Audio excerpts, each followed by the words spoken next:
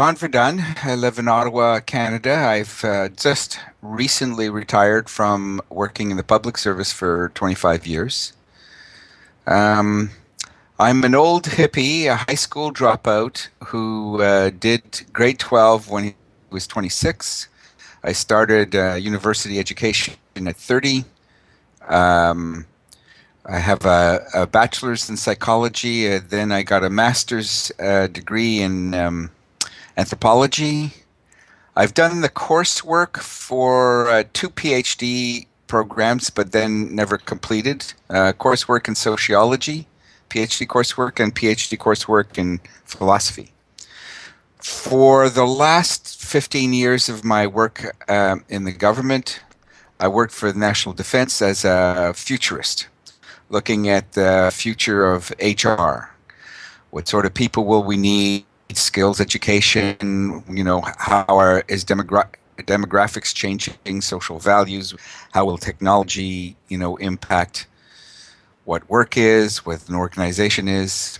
Um, and now I'm a co-founder of a collaboratory in California called Brave New Cloud, and we're seeking to steward startups offering a deep background in complexity science and foresight.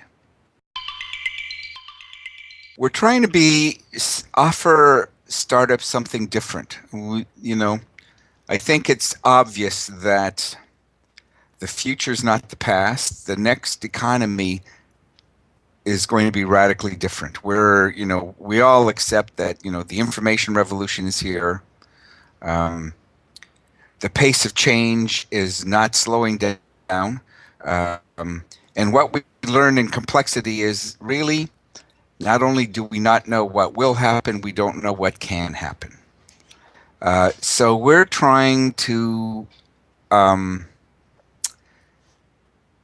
find startups that it's not just stewarding in a bunch of individual startups.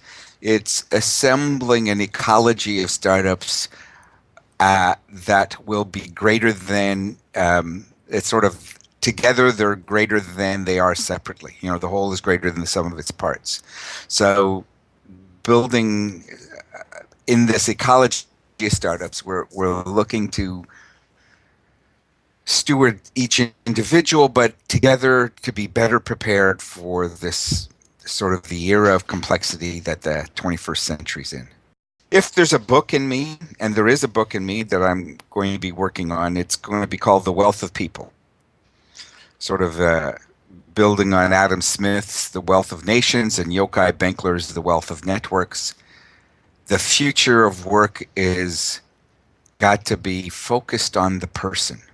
And we have to not try to fit the person into a job, but be able to harness the intrinsic motivation of each person and design work that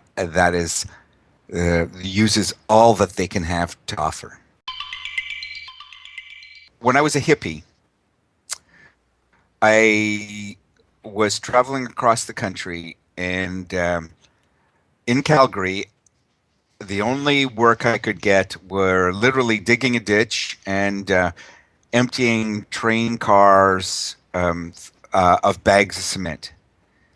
And I realized that if I was going to be happy, I needed a life work. And if I was going to have a life work, I needed an education. And that was what eventually started me going to go back and get, grade 12 equivalency and a BA.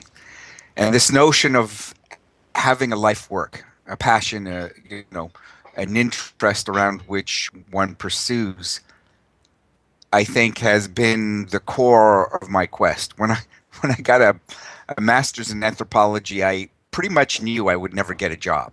I mean, who's going to hire an anthropologist, right?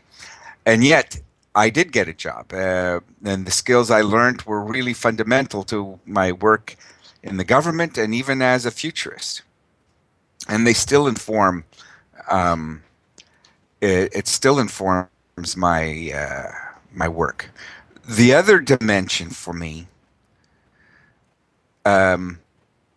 was when I was working in the government, there were times when it was um, pretty empty, and there was a real difficulty um, when my children were really young.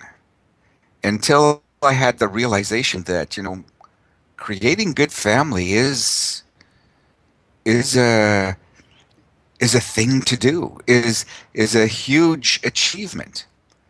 Um, and in a sense, that helped me sort of reconcile the really difficult thing of balancing the need to have this life work, the need to make a living, and the demands of supporting and nurturing a family.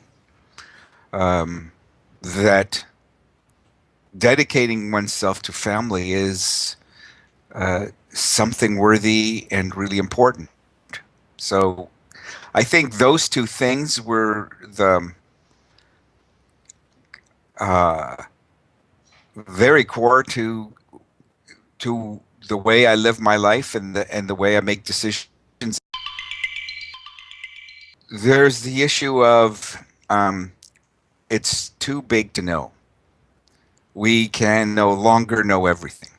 Not that we ever could, but I think there was a time, even in an academic discipline, where you could narrow your focus and actually master the literature.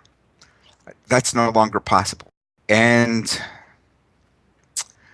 it's the need to, it's not just having a passion. There's this need for personal growth that's not self-aggrandizement, right? So somewhere in all of that is uh, the challenge of remaining focused, the challenge of remaining balanced, the challenge of having aspirations without getting neurotic. That there's something around this that's beyond our ego, right? I think one of the deepest challenges we all have personally is is the not only is life completely uncertain, and yet we're still responsible. In fact, we're more responsible that our life is our creation. We have no idea of what good intentions will produce negative results and what negative actions will produce good results, of how little a difference will be to make a big difference, how big a difference will make no difference. Wow.